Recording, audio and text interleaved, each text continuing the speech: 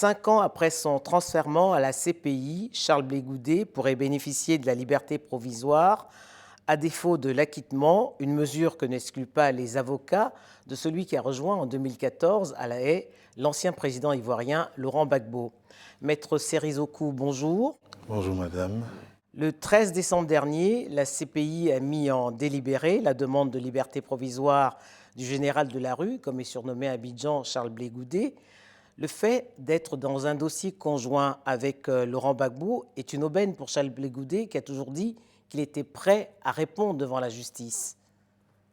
Le fait d'être présent effectivement devant la justice est quelque chose que Charles Blé Goudet a toujours assumé à partir du moment où la situation qu'on connaît en Côte d'Ivoire s'est produite, et parce que avant d'être une affaire judiciaire, la situation de Charles Blé Goudet était d'abord une affaire politique. C'était une affaire de vérité à trouver entre tout ce qu'on avait entendu sur son action publique. Pour vous, vous estimez que c'est un procès politique avant tout? Non, ce n'est pas le procès en lui-même qui est politique, c'est le processus politique qui a conduit au procès, c'est-à-dire une crise entre deux camps politiques en Côte d'Ivoire. Deux adversaires. Deux adversaires, et qui, au lieu de se limiter à un combat démocratique, s'est terminé par une guerre que, dans le camp de Charles Blé Goudet et de Laurent Gbagbo, on n'a jamais voulu, puisque on se souvient de ce que le président Gbagbo, en son temps, avait demandé qu'on recompte les voix. Et Charles Blé Goudet avait eu cette formule: il vaut mieux compter les voix que de compter les morts. Alors, du fait de la capacité à mobiliser, puisque, je le rappelais, Charles Blé Goudet est surnommé le général de la rue, le procureur de la CPI, McDonald, a posé des conditions pour cette liberté provisoire, notamment le pays d'accueil, savoir, on pense à des pays européens, et puis également le port du bracelet électronique. Est-ce que ce sont des conditions qui vous arrangent, vous, la défense ? Alors, M. Charles Blé Goudet, sur ce qu'on peut penser de lui et le terme général, il est bon de dire qu'en réalité, ce n'est pas lié à un engagement armé.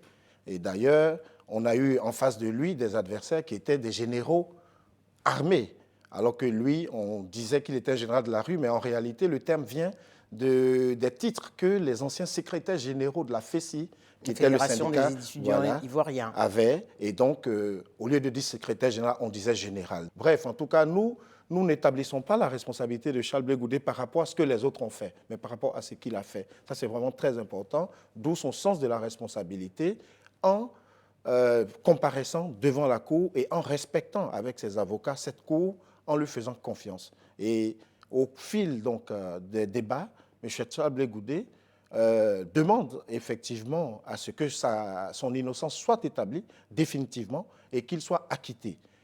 En ce qui concerne la libération provisoire, il ne l'a pas demandé. C'est la Chambre qui s'est saisie elle-même, estimant que ça faisait au moins 1 an que on n'avait pas réexaminé la situation des détenus.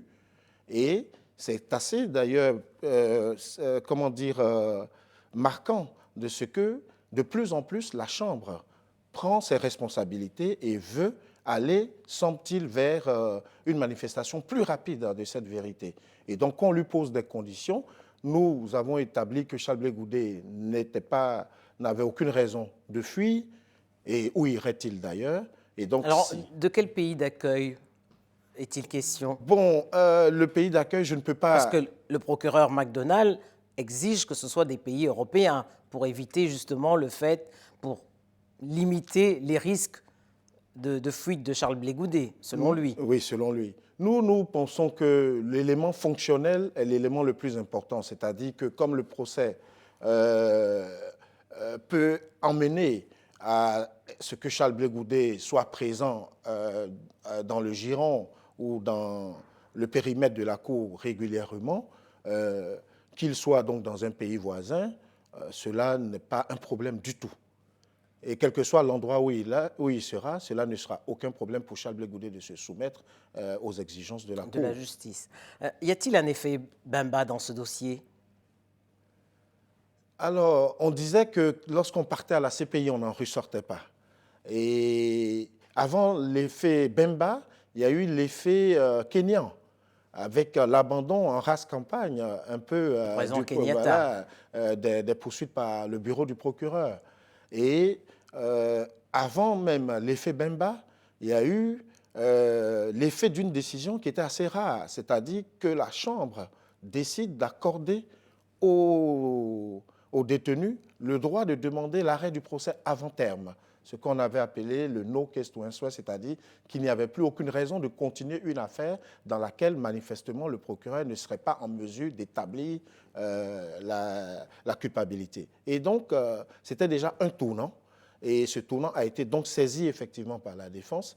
Et la décision concernant l'ancien vice-président Jean-Pierre Bemba montre que, en travaillant à la manifestation de la vérité, comme nous avons eu à le faire pendant les 3 années de procès, les juges peuvent entendre effectivement la voix du droit. Alors, dans un livre qu'il a écrit en 2016, auquel vous avez d'ailleurs collaboré, le titre était « De l'enfer, je reviendrai », Charles Blé Goudet dit que le transfèrement à la CPI a été pour lui une délivrance. Comment vous expliquez cela? Alors, oui, effectivement.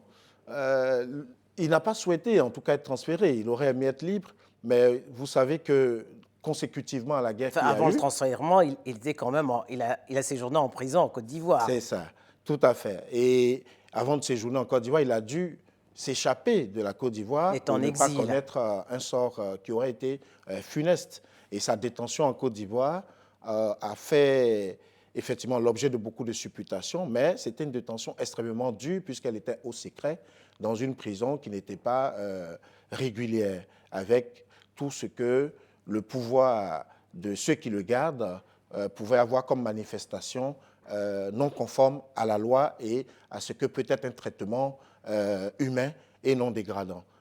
Alors pour lui, la CPI n'est pas une fin, mais un début. Il ose d'ailleurs le parallèle avec Nelson Mandela.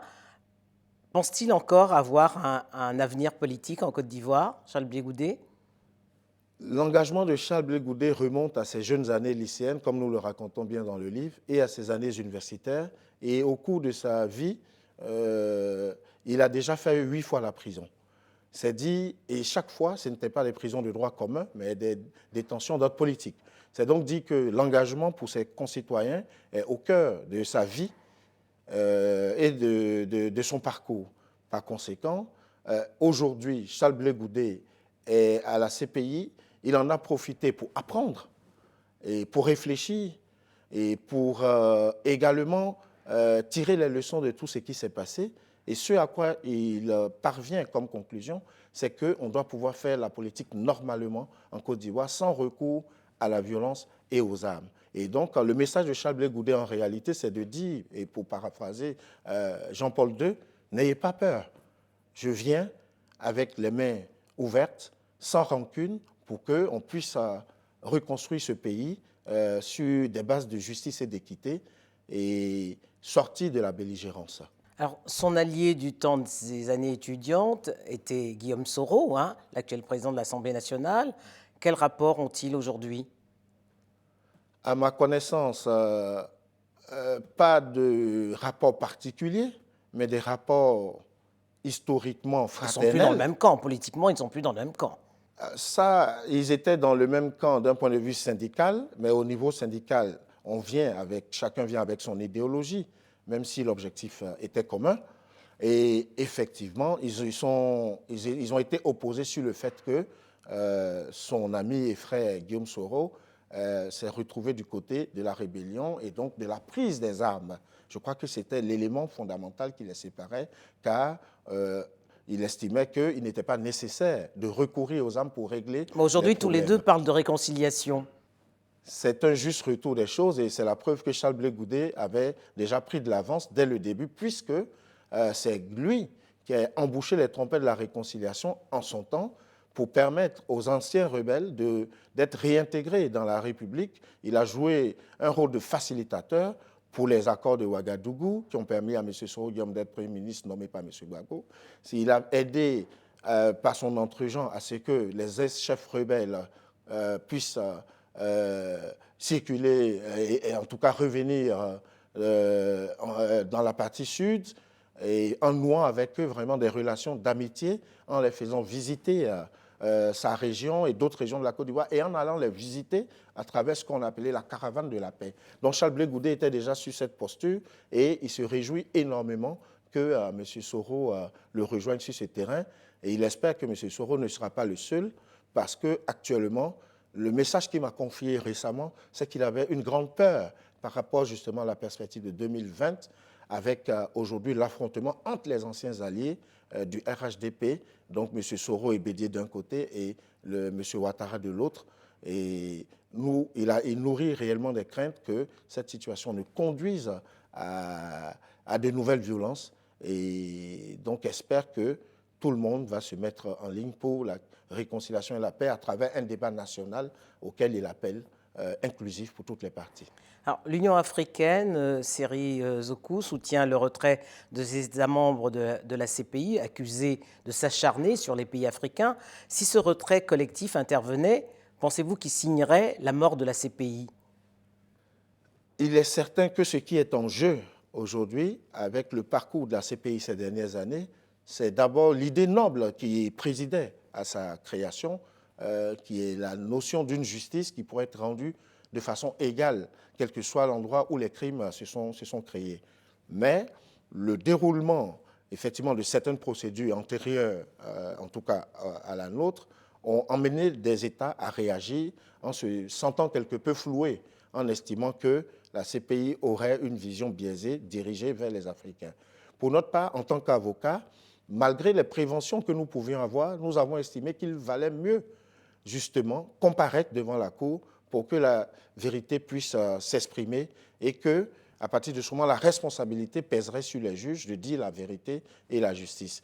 Au stade actuel, nous estimons que le procès Gbagbo Blé Goudé est le procès le plus déterminant aujourd'hui pour l'avenir de la justice internationale et de la CPI, en ce sens que la décision que nous espérons, que nous attendons, qui pour nous doit être une décision d'acquittement au regard de ce que nous avons estimé être l'absence de preuves de la part du procureur, eh bien, sera de nature à rassurer sur l'équité de cette Cour. Et nous faisons confiance pour cela donc aux juges pour qu'ils continuent de dire le droit en notre faveur, nous l'espérons. Quant aux décisions de l'Union africaine, évidemment, j'ai déjà dit qu'elles doivent aller de pair avec la promotion également d'une justice solide dans les pays africains et également au niveau interafricain en renforçant le pouvoir des juridictions sous-régionales comme la Cour CEDEAO ou bien la Cour africaine des droits de l'homme. C'est à ce prix qu'un retrait pourrait avoir tout son sens. Maître Seri Zoku, merci. Je vous remercie, madame.